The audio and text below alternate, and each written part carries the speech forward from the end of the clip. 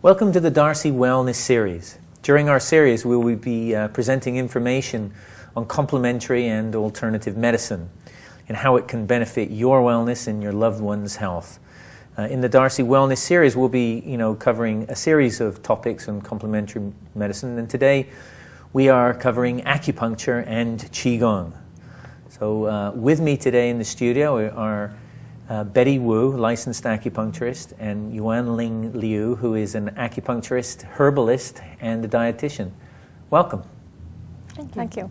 So it's one of the things that we want to talk about is why is acupuncture growing so popular today?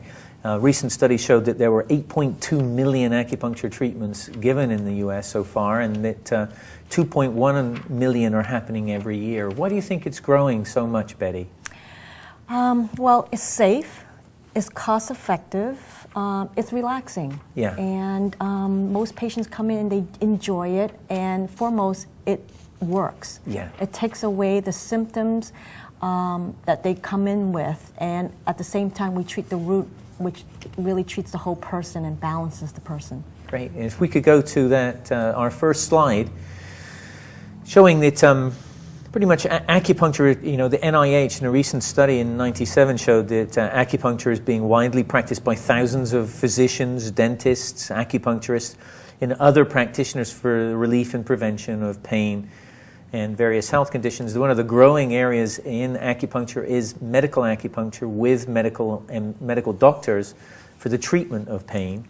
And the 2002 study showing 8.2 million adults using acupuncture and 2.1 million treatments per year. So, Yuanling, some of the conditions that you generally treat in our clinic, in our second slide, it shows that post-operative pain is one of the conditions, addiction, stroke rehab, headaches. Can you give us any patient histories on anybody that you've helped recently, say around headache or PMS? Sure.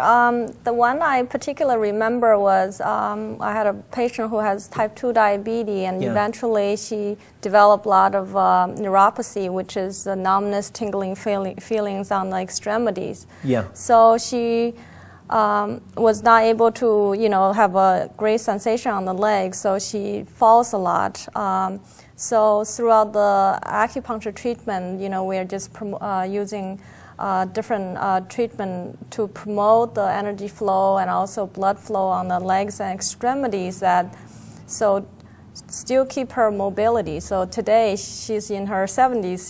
She's still able to walk with a cane, but she's able to drive. So she is keeping her daily quality of life much better. Yeah. And that's huge, especially in the elderly, and diabetic neuropathy is very difficult to treat, and acupuncture does really quite well with it. That's right. So one of the, what we want to try to give people a sense of today is how acupuncture works, and rather than give an ancient explanation, we want to today try to provide a little modern explanation.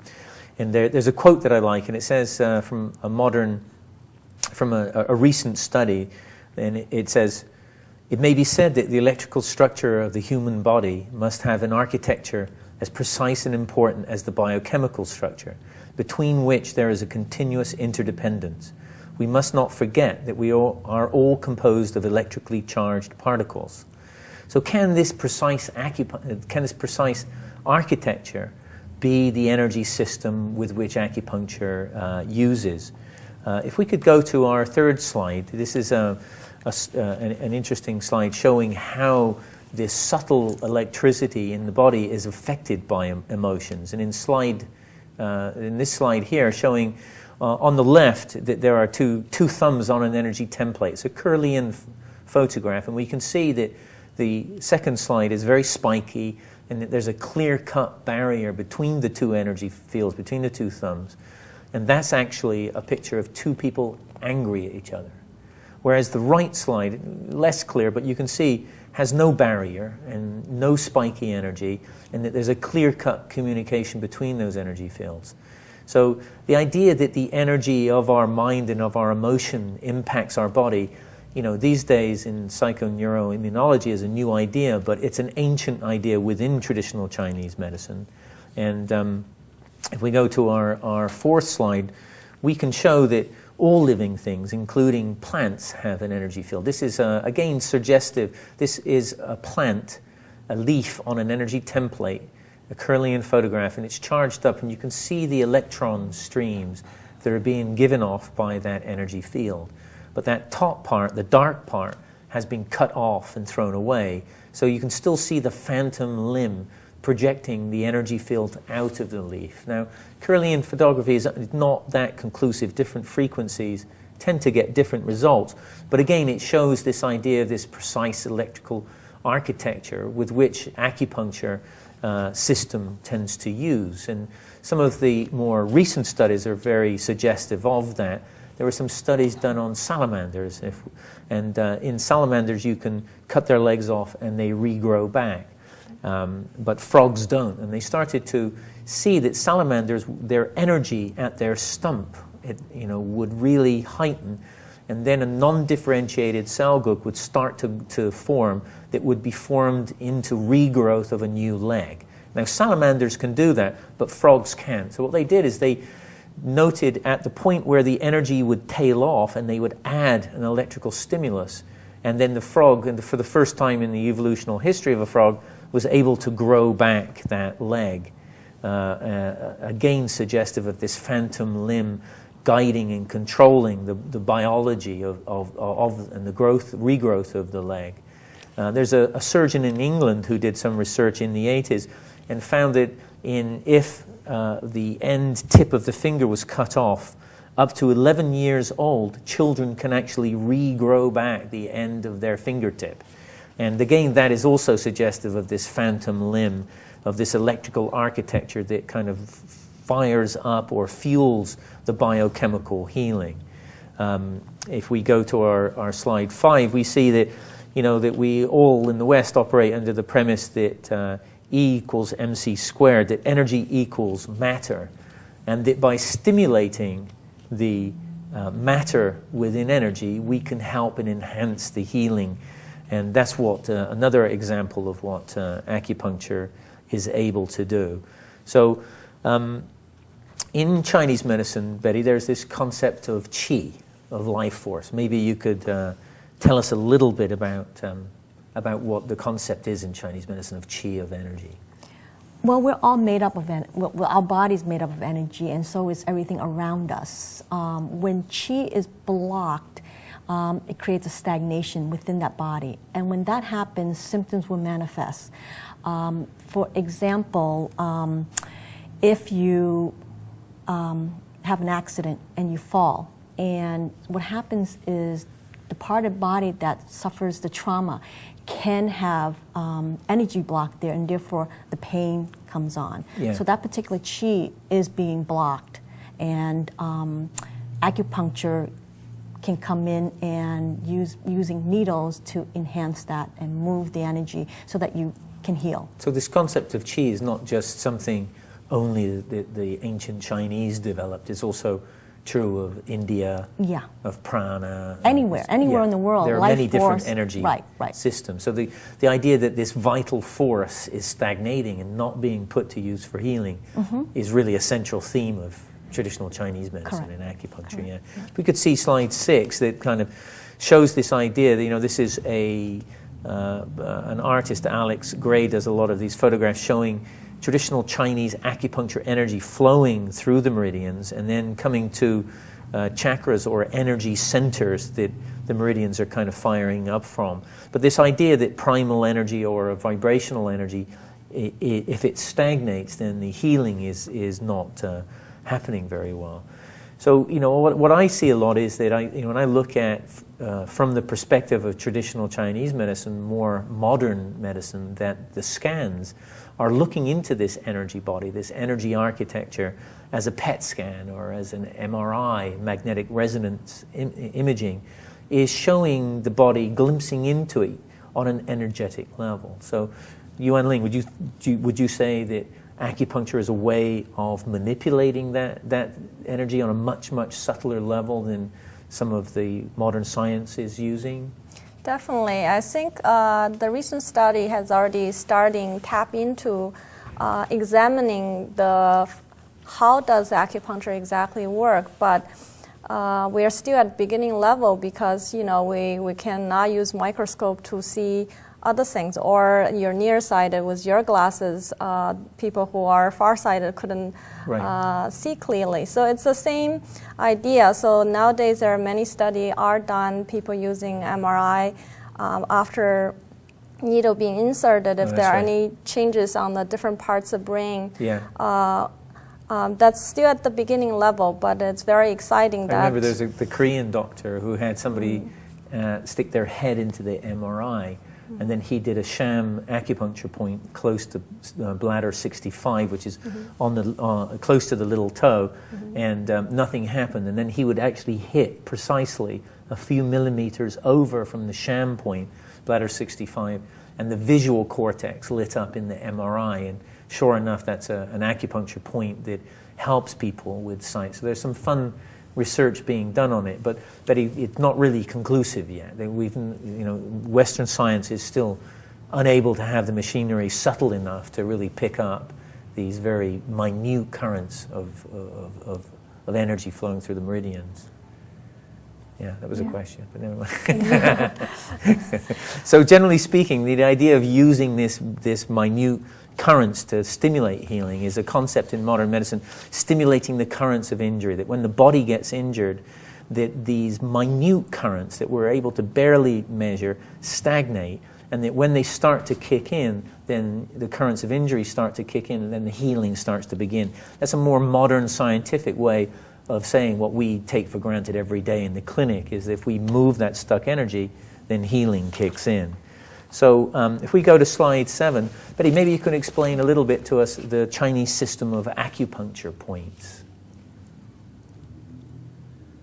Or not. So the idea of acupuncture points on the body connect up, right? Like dots connect up. And, in terms of meridians. Form meridians.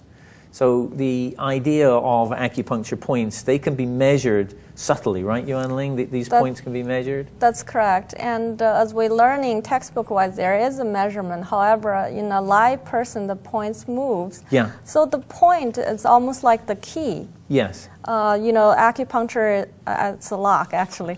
The acupuncture needle serves as a key to unlock. So each point have a different functions. We select out of all 4 different point sets in our human body, we select certain group of points to reinforce the treatment. So each point has a different function. Right.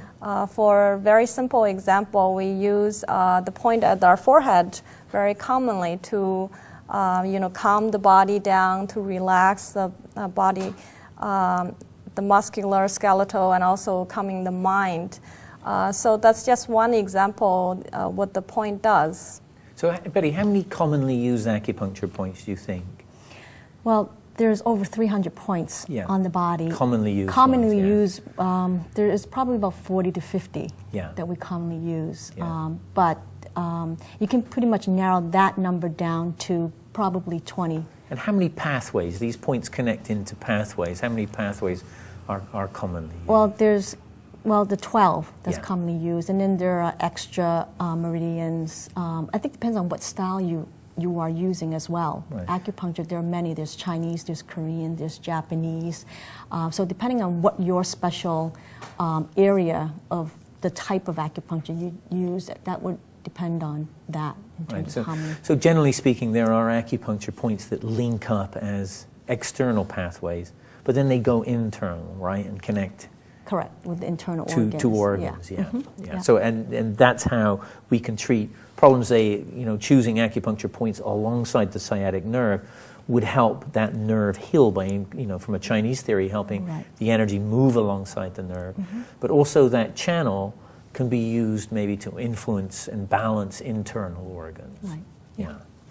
So the idea of these meridians, if we go to 8 again, that the meridians are the highways of energy, and they connect, these points turn into pathways or connect into pathways that also connect into organs in the body. And so why acupuncture, Yuanling? Why should somebody choose acupuncture, do you think, over, say, some other type of therapy? Why would you choose acupuncture? For example, there are many chronic pain conditions. If you're not candidate for surgery or you're just on pain medication to manage your pain, it is very difficult. You know, chronic pain leads to fatigue, depression. There are many symptoms that poor quality of life with people dealing with chronic pain. And I have many people come in with pain medication because of pain medication being really harsh on the digestive system. And the pain are not subside, and also they're leading to a lot more digestive symptoms. Somebody like that would come to acupuncture. One thing, it's a natural way of utilizing the system we already have in the body to manage what's happening. Acupuncture has less, there's minimum or less set of side effects compared to taking medication. Right. I actually did have a patient who weren't able to take medications because of digestion issues, and they came to acupuncture treatment. They find it's very relaxing, it's enjoyable, and something not only help with the pain and also overall health, because the root of cause of the pain are also being dealt with acupuncture. Right, right. Actually, we have a great testimonial that was filmed at our clinic with a patient of ours, Odemar, who came in for chronic pain. He had a terrible accident and really damaged his ankle and was in pain for 7 or 8 years, scoring it at an 8 out of 10, and currently he's at a 1 out of 10. So the acupuncture testimonial that we'll go to now in the video shows Odemar how he gets treatment. He's also getting treated, because at our clinic we also have the idea of working as a team. So he would see the chiropractor for his neck pain, and he would see me for the ankle pain and the neck pain, and together we were able to really drop his pain to his chronic pain of over 5 or 6 years to much more manageable levels. So let's take a look at Odemar right now, and we'll go to that video. Like I gained another 10 years. I'm 25 again. Let me go hit the bars. No, I'm kidding. So first of all, maybe we could show the scar. You banged your ankle up pretty badly, and it's been in. How long has that been in pain for, Odemar? For about 7 to 8 years. I've had about three different surgeries, and none of them were able to basically stop the pain. Well, the first one was to repair it, but I have finally been able to find a therapy here with Geoff and Judy as well, her massage therapy. I've finally been able to live without pain, to manage the pain that I have at this point. And I honestly don't see myself not coming here anymore ever again. On a scale of 1 to 10, where was the pain in the ankle when you started?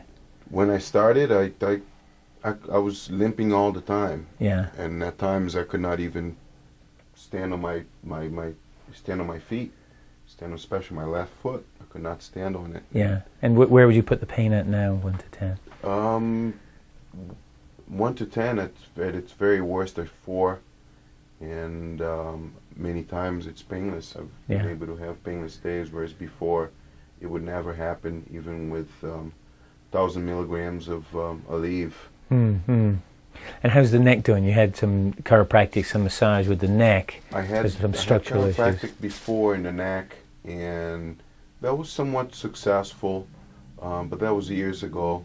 And then combination of acupuncture and chiropractic worked well for your neck? No, well, the combination here, the acupuncture, the chiropractic, and the massage therapy, as well as your products here, and the relaxation tape Yeah. Has really impacted my life in a positive way.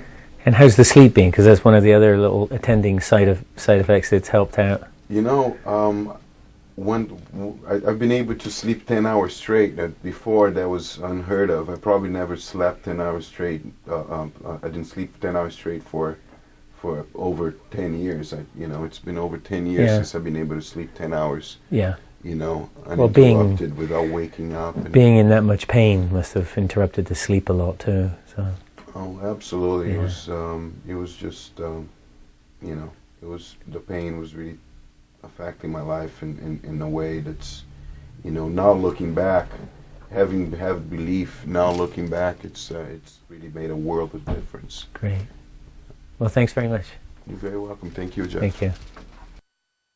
Welcome back to the Darcy Wellness Series, and we're just going to talk a little bit about Qigong, which is another practice of traditional Chinese medicine. And Yuanling, when I remember both of you actually were sat here, both Betty and Yuanling are Qigong masters and no. teachers. Anyway, I'm just kidding.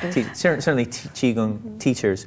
But so I'll address it to the both of you. When I was in Nanjing in 1982, I was in this hospital. It was a very large hospital, and I was doing a World Health Organization course with other MDs, and I walked through this one room, and I looked in the room, and there was somebody in a white coat standing over a patient, and his hands were shaking. And I asked the interpreter, what are they doing in there? And he said, come along with me. They really didn't want to talk about it. But since then I realized that what they were doing in a medical setting was Qigong, and they have been having really tremendous results using traditional Chinese medicine and Qigong for cancer patients.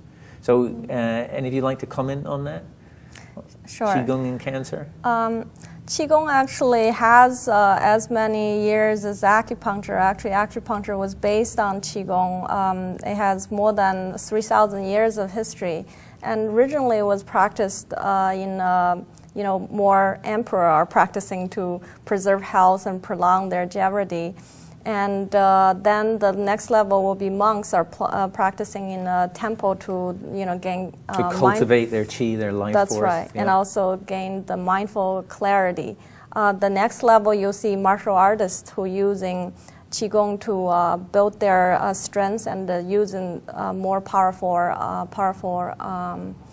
poses. So it's a way of cultivating energy Cultivating and then energy. projecting it. That's right. And as we mentioned before, Betty was saying, qi is a universe energy that existing in any living thing. And luckily, as a human, we have this powerful mind that we can actually using our mind to lead the direction of the qi.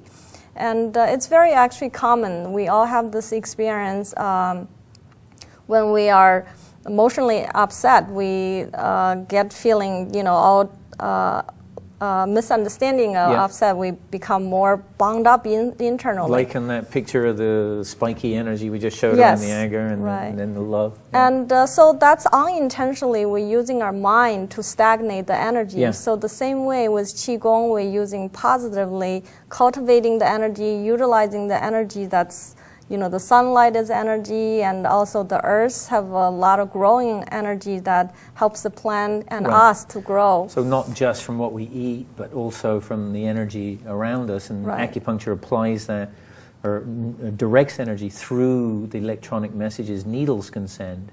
Right. So Qigong is a way of cultivating your own energy so you can use it and project it for healing? Or for people who've been practicing for many years, they are able to use their mind to control or leading the energy direction. For example, you're mentioning about cancer treatment. Cancer are abnormal cell growth, either stagnated energy or lack of nourishment. So by using whether it's excessive amount, the practitioner able to dissipate the clumps of stuck energy. And there are, since 1980, there are about 70% of urban Chinese actually using practicing some form of Qigong practice to preserve health. And nowadays there are many studies are done It's a weight-bearing exercise. It improves the bone mineral density. Yeah. There are a lot of study done on, arthritis, a lot of degenerative diseases, and digestion. I have to say, I saw the most remarkable demonstration. It was on a program called The Ring of Fire. It was on PBS about many years back. And it was a Qigong master in Indonesia. And they took about 6 or 7 years to persuade this master to give a demonstration. And his demonstration was he wrapped up a piece of paper and he held his hand over it. And then suddenly the paper caught light. And everybody went, oh my God. And it was a pretty wild demonstration that was on PBS. So Betty, just quickly, what does your class look like when somebody comes into your Qigong class? Well, we basically have, the last class consists of about 7 people who actually have a goal. Yeah. They want to get well via Qigong. Yeah. So they'll do exercises as part. Yeah, they'll do exercises and we'll do meditation, program. Right? Because Qi is energy and Gong is movement. So you use the movement to manipulate the Qi within you. So it's a way of giving themselves a treatment. Correct. Yeah, correct. moving the energy through the meridian systems and they themselves. need to do it on a daily basis. Yeah, so it complements acupuncture very well and wellness very well. Yeah. Well, I want to say thank you very much, You're Betty welcome. Wu, acupuncturist and Qigong extraordinaire. No, and Qigong instructor. Because you got to save that, masters study many, many, many, many years. Yeah. So we are just instructors. Yeah, that's passing this on to people who want to heal. Okay. And that's. Thank you. Yeah. And Yuanling, registered dietitian, licensed acupuncturist and herbalist. To you both, thank you very much for joining us. This is the Darcy Wellness Series, and we want to wish you health and wellness for you and your loved ones. And we're going to wrap up now with a demonstration of Yuanling doing some Qigong at our clinic. Thank you for joining us. My name is Yuanling. I'm a Qigong instructor. The specific form that I teach is called Zhineng Qigong. There are different parts of Qigong. This specific one has been existing for many thousand years. People in the past are using Qigong for preserve health and also prolong longevity. In modern time, you can see many other people in different conditions are practicing Qigong. There are a lot of modern study done on Qigong practices. It is a formal weight-bearing exercise from the Western standpoint. There are many studies have tested on after Qigong practice that improves bone mineral density and also flexibility, especially when we are gaining more flexibility. When we fall, there's less injury. So today I'm going to show you a few poses in Qigong that's mainly affecting the neck, any neck problems, and also some shoulder poses and also hip, just to demonstrate basic idea, body, mind, Qigong practices utilizing the energy from the nature and also to incorporate into our own body and be mindful of our own body. So the first one I'm demonstrating is using the neck. The motions are small, but they are focusing on more the smaller muscles and also tendon of our neck. So I'm going to turn this way so you can see how my necks are moving.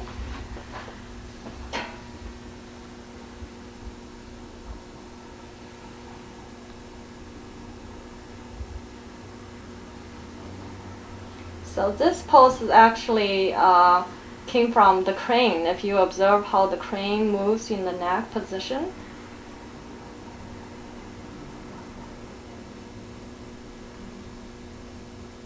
So this completes one circle, forward one way and backward one way. This utilize a lot of little muscles and tendons along the cervical spine. And then there's slight tilting. You're using your head doing a slight movement that actually utilize the back of the occipital area. For a lot of people have a tension headache and also occipital headache. That's very good.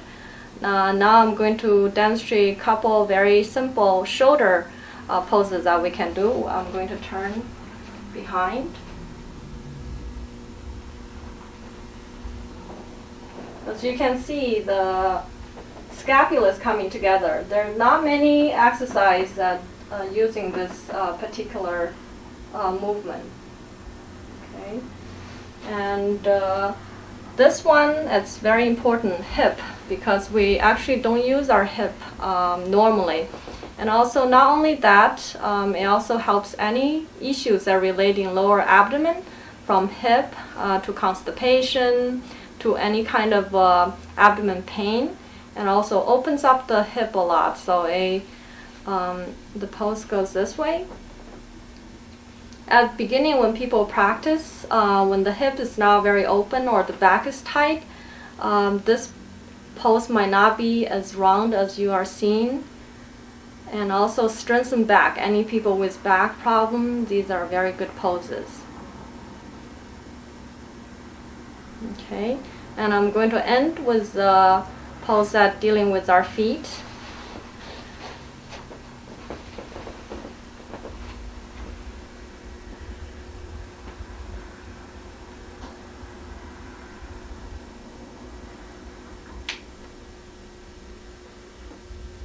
So after the serial practice, of course, we want to conceal all the energy that we have built up throughout the practice. So there will be different poses. Basically, you're gathering the energy back into our body.